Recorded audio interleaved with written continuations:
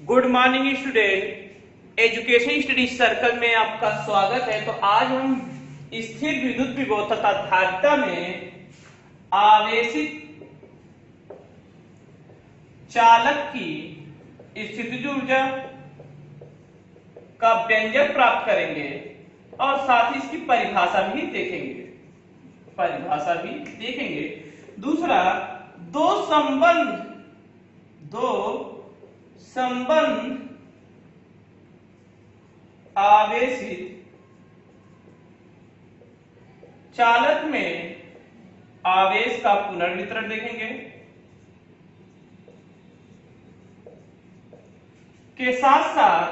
पुनर्वितरण के साथ साथ इसी में हम लोग उभयनिष्ठ विभव की परिभाषा देखेंगे और साथ ही ह्रास ऊर्जा या ऊर्जा में कमी ज्ञात करेंगे। जब किसी चालक को आपस में संबंध जोड़ा जाता है तो ऊर्जा की क्या कमी होती है तो उसके बारे में ज्ञात करेंगे। स्टार्ट करने से पहले स्टूडेंट, जिन लोगों ने अभी तक चैनल को सब्सक्राइब नहीं किया है तो प्लीज सब्सक्राइब करें। चलते हैं, स्टार्ट करते हैं। आवेशित चालक के स्थितिज ऊर्जा तो किसे कहते हैं? सबसे पहले इस पे ध्यान देते हैं। आवेशित चालक की स्थितिज ऊर्जा क्या है? देखिए, सिंपल सा बात है। जब किसी चालक को आवेश दिया जाता है, मतलब आवेशित किया जाता है, जैसे आप देखते हैं बैटरी को जब हम चार्ज करते हैं, मतलब उसको आवेशित करते हैं। आपने देखा होगा, जैसे ही आप लाइट से बैटरी को प्लग इन करते हैं तो बैटरी चार्ज होने लगती है, मतलब वो आवेशित होने लगती है। तो वही बताया गया है, जब किसी चालक को आवेशित करने में किए गए संपूर्ण कार्य ही उसकी स्थितिज ऊर्जा कहलाती है। किसी चालक को आवेशित करने में किए गए संपूर्ण कार्य ही क्या कहलाती है? उसकी स्थितिज ऊर्जा कहलाती है। दूसरी परिभाषा जो इसकी बनी है तो कैसे बनी है? देखो, सिंपल सा बात है। जैसे एक एग्जांपल समझिए।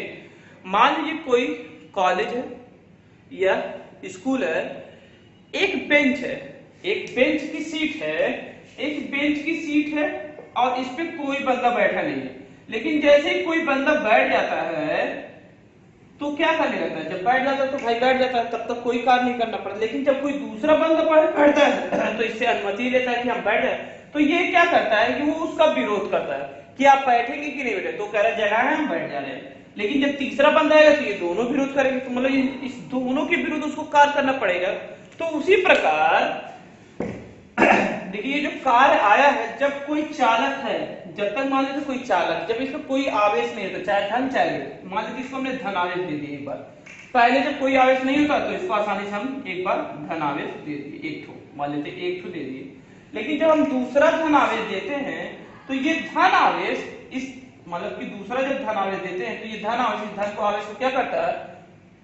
इसका विरोध करता है, इसमें प्रतिकर्षण बल लगाता है। तो इसके विरुद्ध इसको कार्य करना पड़ता है। जब इसको हम भेज देते हैं मान लीजिए दूसरे वाले को, फिर जब तीसरे वाले को भेजते हैं तो इन दोनों के विरुद्ध उसको कार्य करना पड़ता है। तो वही परिभाषा है। जब किसी चालक को आवेशित करने के लिए किए गए संपूर्ण कार्य क्या कहलाती है? उस चालक की स्थितिज ऊर्जा कहलाती है। क्लियर, समझ में आया आपको? तो वही चीज है। आपको जैसे परिभाषा पहले देख लेते हैं। किसी चालक को आवेशित करने में किए गए संपूर्ण कार्य को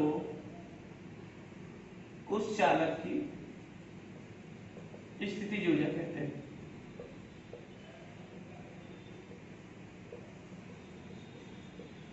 उस चालक की स्थितिज ऊर्जा कहते हैं। ठीक है, तो ये सिंपल है।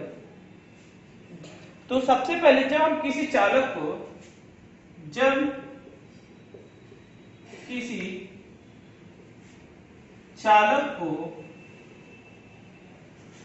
Q आवेश दिया जाता है,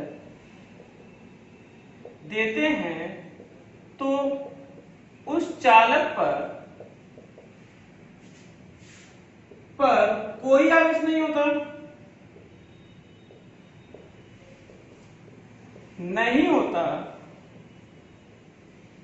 जिसके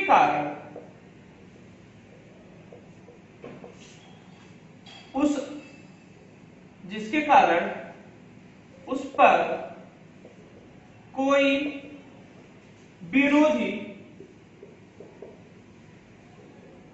बल कार्य नहीं करता।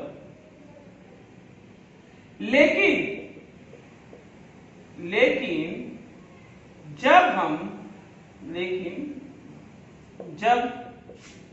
हम शेष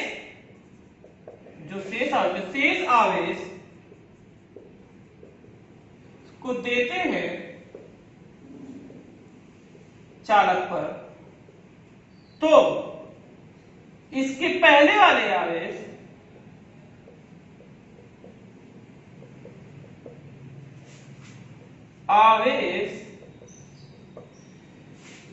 शेष आवेश का विरोध करने लगते हैं।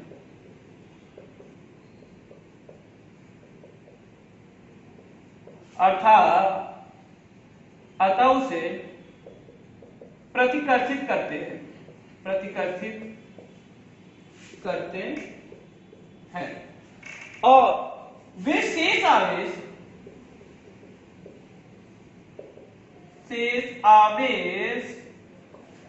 उन प्रतिकर्षित बल के विरुद्ध कार्य करना पड़ता है। कार्य करके चालक को आवेशित करते हैं। समझ में आया आपको? सिंपल सी बात हमने लिखवाई है। देखो, सबसे हमने पहले बात परिभाषा क्या होता है। जब किसी चालक को आवेशित किया जाता है तो उसे आवेशित करने, जब किसी चालक को आवेशित करने में किए गए संपूर्ण कार्य क्या कहलाती है? उस चालक की स्थितिज ऊर्जा कहलाती है। देखो, मान लेते हैं कोई चालक है, ठीक है। जब कोई चालक होता है तो उसपे कोई आवेश नहीं होता, तो हम कोई आवेश देते हैं तो आसानी से वो आवेश ग्रहण कर लेता है। तो उस समय उसका विभव भी क्या होता है? शून्य होता है। उसका विभव क्या होता है? शून्य होता है। फिर जब हम दूसरे आवेश देते हैं तो वो जो उस पे जो आवेश है, धनात्मक चाहे ऋणात्मक, देखिए चालक पे जो धनात्मक, ये नोट करके लिख लीजिए। नोट में क्या है कि स्थितिज ऊर्जा हमेशा धनात्मक होती है, चाहे आवेश क्या हो, धनात्मक हो चाहे ऋणात्मक हो, ठीक है। तो उन्होंने बताया जो कि इसमें जो स्थितिज ऊर्जा है वो धनात्मक होती है। तो उन्होंने बताया कि जब हम आवेश दे देते हैं चालक पर, तो भाई जब हम तो उसपे कोई चालक पर कोई आवेश नहीं होता तो उसका कोई विरोध भी नहीं करता, तो उससे कुछ कार्य भी नहीं करना पड़ता, ठीक है।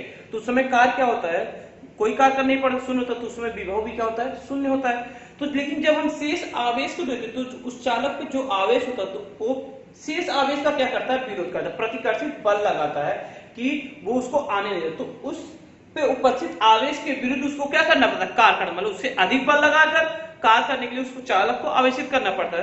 तो यही जो कार्य होता है वो उसकी स्थितिज ऊर्जा के रूप में संचित हो जाती है। सिंपल सा हमने बैटरी बताया, तो बैटरी जैसे चार्ज होती है, लगातार चार्ज होती है, तो उसका विरोध करती है, लेकिन आपको दिखता नहीं, तो विरोध कर करके उसको चार्ज करती है, मतलब कि डोज बढ़ा देती है 50%, 60%, 70%, ठीक है।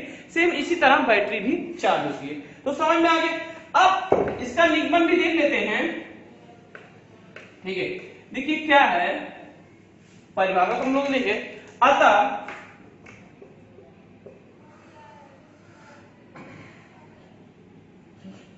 जब चालक पर कोई आवेश नहीं होता तो उस पर विभव शून्य होता है, तो उससे विभव क्या होगा? शून्य होगा। लेकिन जब धन Q आवेश दिया जाता है, देते हैं,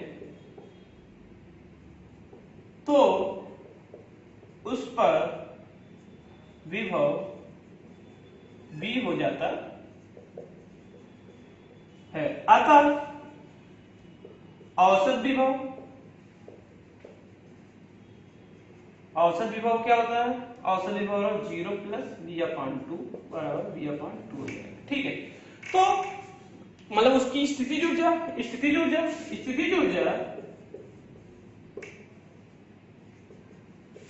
कार्य के बराबर होती है अर्थात U बराबर W। तो W बराबर क्या हो जाएगा? औसत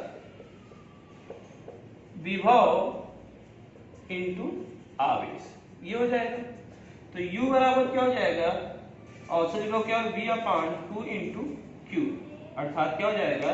1/2 Q v/Q। ठीक है, तो ये हो गया। अब आगे चलते हैं।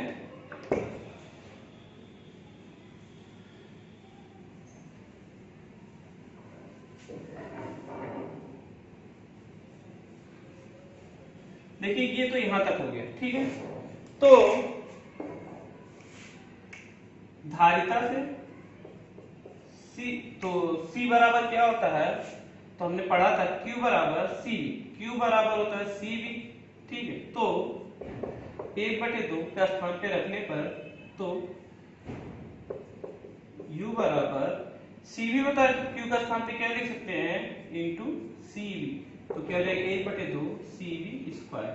तो कहीं पे निगमन पे यहीं पे निकालने देता है, नहीं तो आप यहां से लिख सकते हैं U बराबर 1/2 CV स्क्वायर और V बराबर होता है, V बराबर क्या होता है? अब V का स्थान में निकालेंगे Q/C होता है। ठीक है, तो यहाँ पे रख सकते हैं 1/2 C into whole square, 1/2 C into Q square C square, एक C से कैंसिल हो जाएगा, तो U बराबर क्या हो जाएगा? Q स्क्वायर/C 1/2।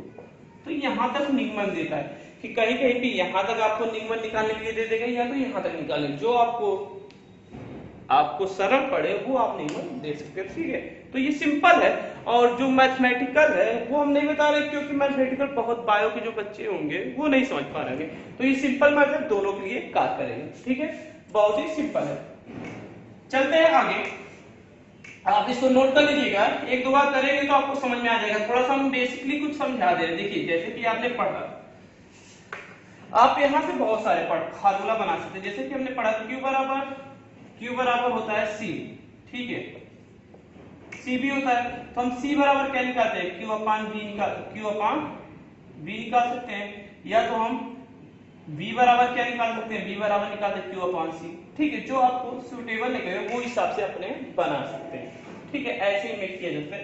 ये तीनों ही फार्मूला हमेशा औसतता के अनुसार आप रख सकते हैं। ठीक है, तो इसको मेक किया जाता है जैसे कि ये 3 पद है, 3 पद से 3 फार्मूले बनते हैं, ये ध्यान में रखिएगा। आगे चलते हैं, अब हम लिखेंगे उभयनिष्ठ, मतलब जो दो संबंध आवेशित चालकों के आवेश का पुनर्वितरण में सबसे पहले हम देखेंगे उभयनिष्ठ विभव। तो इसी परिभाषा में आ जाएगा उभयनिष्ठ विभव। तो देखिए है क्या, जैसे ये दो चालक है, बात समझिए। ठीक है, जब ये दोनों आपस में जुड़े नहीं होते, माना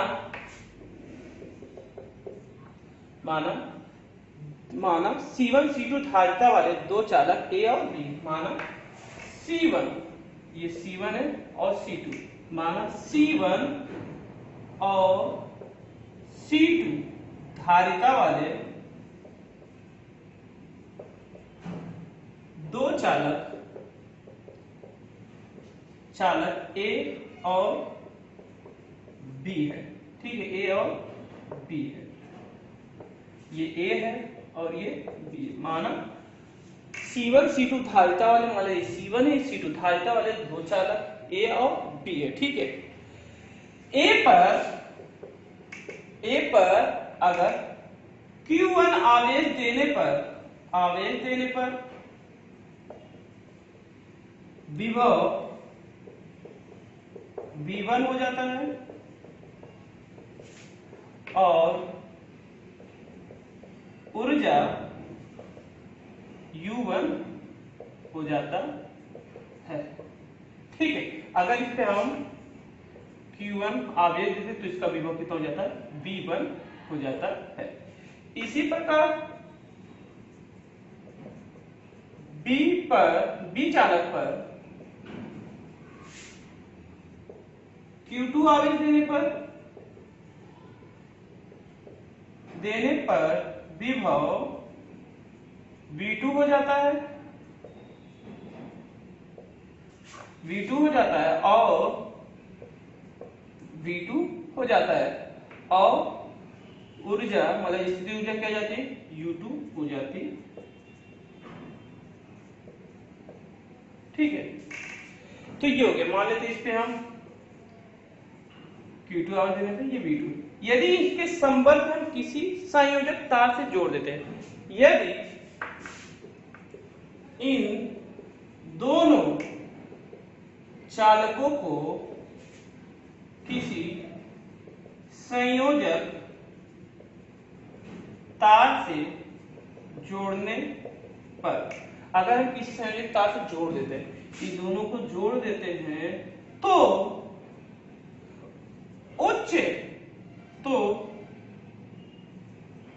उच्च विभव से निम्न विभव की ओर,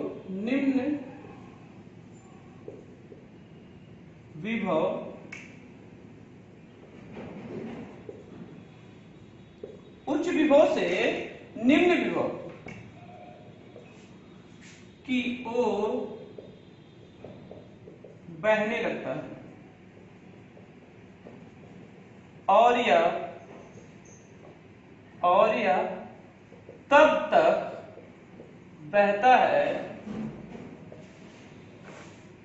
है जब दोनों के विभव एक समान न हो जाए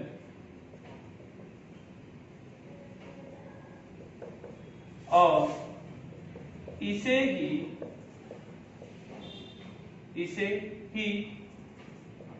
उभयनिष्ठ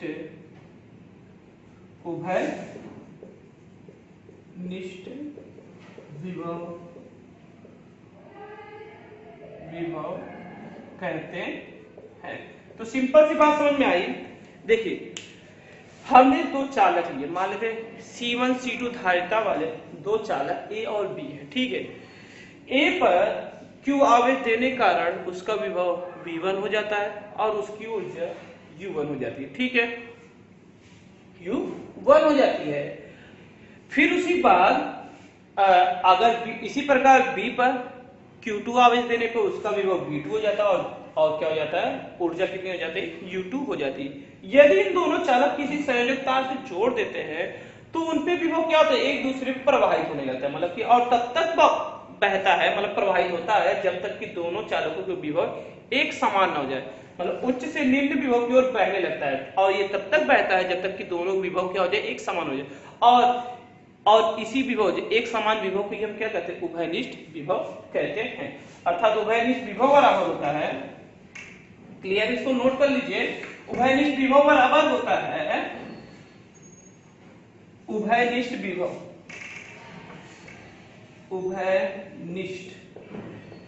बराबर होता है, उभयनिष्ठ विभव बराबर क्या होगा आपका, मतलब कि कुल आवेश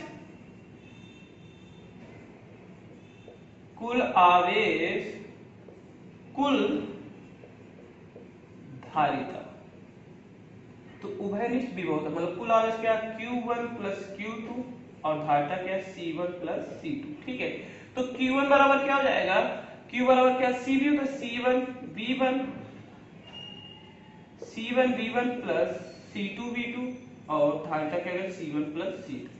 तो ये होता है फार्मूला उभयनिष्ठ विभव। ठीक है, उभयनिष्ठ विभव, इसको ऐसे लिख सकते हैं। ठीक, सिंपल सा ये फार्मूला है। अब इसी के द्वारा हम हार्स ऊर्जा को ज्ञात करेंगे। आगे चले, थोड़ा सा और कुछ देख लेते हैं। थोड़ा सा देखेंगे, यदि जोड़ने से पहले, मतलब जोड़ने से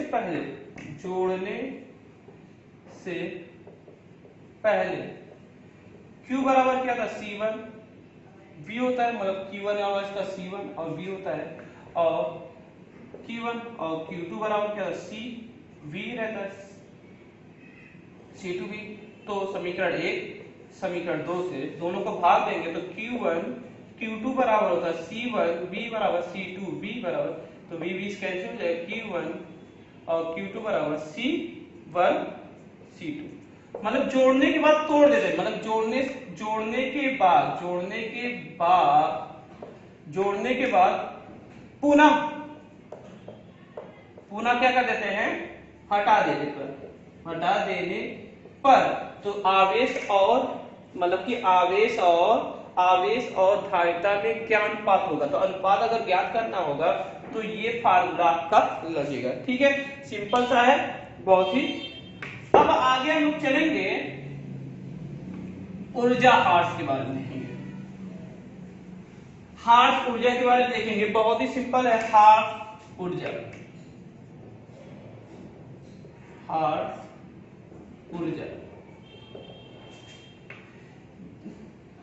जब दोनों चालकों को जोड़ने पर ऊर्जा का हार्स अर्थात ऊर्जा में कमी होती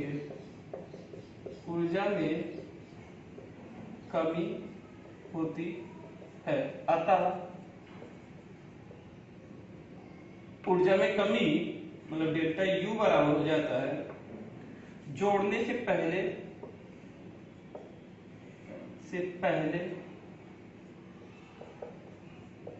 ऊर्जा माइनस जोड़ने के बाद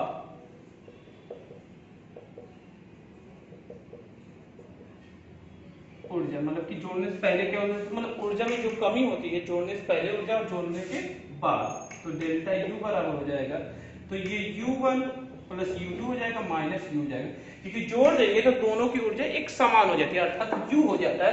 अब पहले वाले की U1 होता है, दूसरे वाले की U2 होता है, ये हम लोग समझे थे, लेकिन अगर जोड़ देंगे तो दोनों क्या है, U हो जाएगा। ठीक है, तो अब इसका क्या आएगा, U1 का क्या है, अब U का अगर हम निकालेंगे तो अभी हम लेंगे 1/2 C1 V1 square plus 1/2 C2 V2 square, हमने कहा माइनस इसका क्या होगा 1/2 CV स्क्वायर, ये था, ये हो जाएगा। ठीक है, अब देखिए इसमें से 1/2 कॉमन है तो 1/2 कॉमन ले लेंगे, C1 V1 square plus C2 V2 square minus C के स्थान पे हम क्या लिख सकते हैं, तो कुल धारिता क्या है C1 प्लस C2 हो जाएगी, जोड़ने के बाद क्या हो जाएगा, दोनों की धारिता सेम हो जाएगी तो C1 प्लस C2 हो जाएगी, और B के स्थान पे हम क्या लिख सकते हैं, C1 V1 plus C2 V2 C1 plus C2 का होल स्क्वायर, ये अभी हमने निकाला था।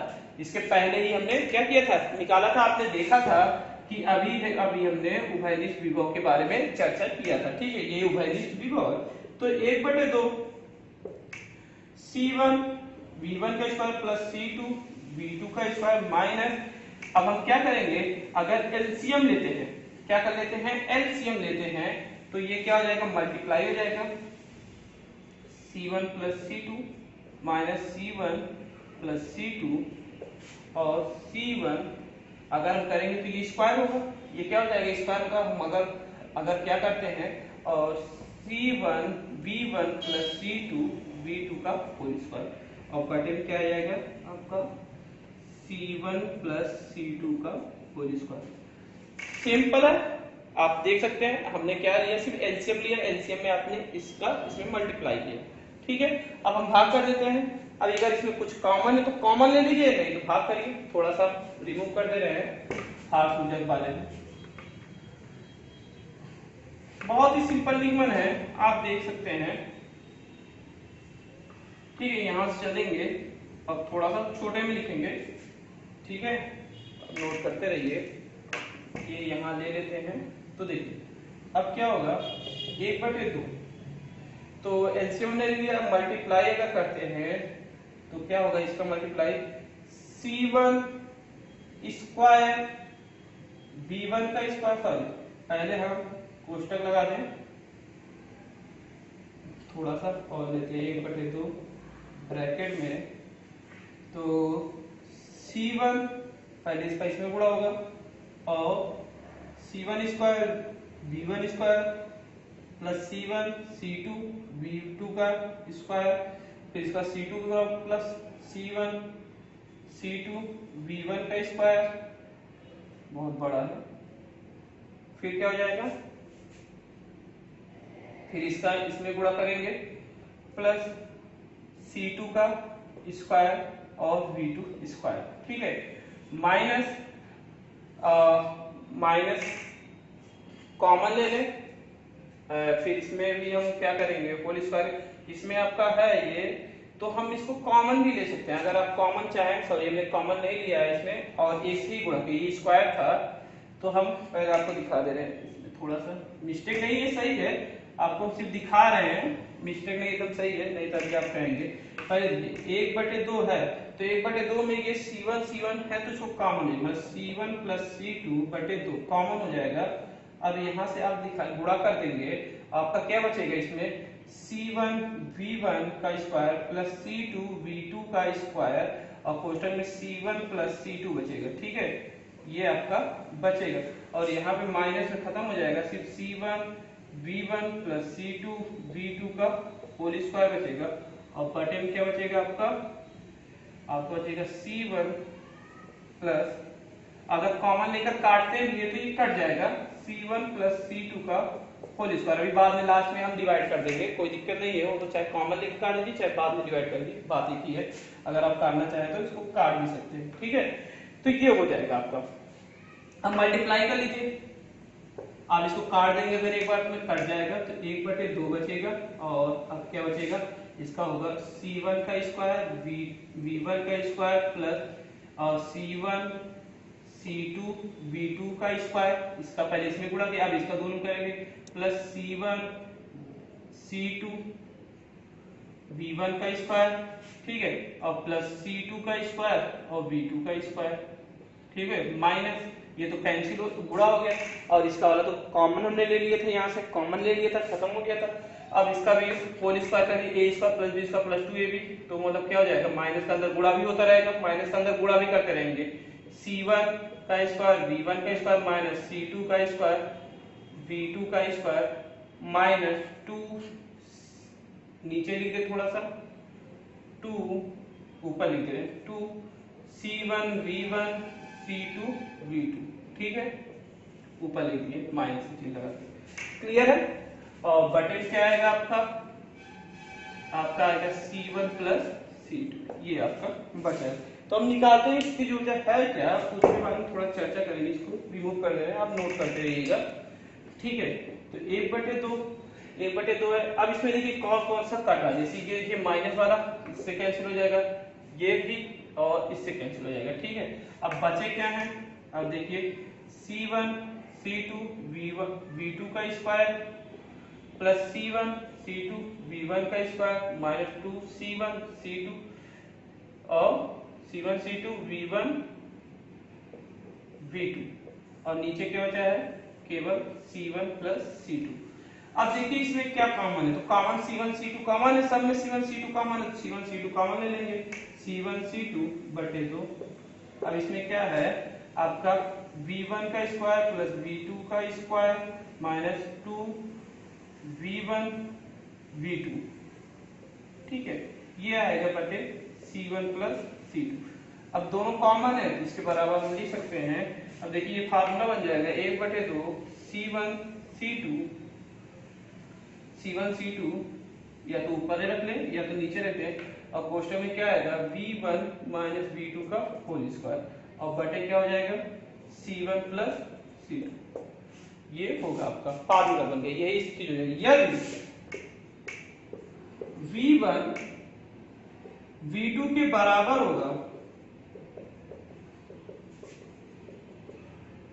होगा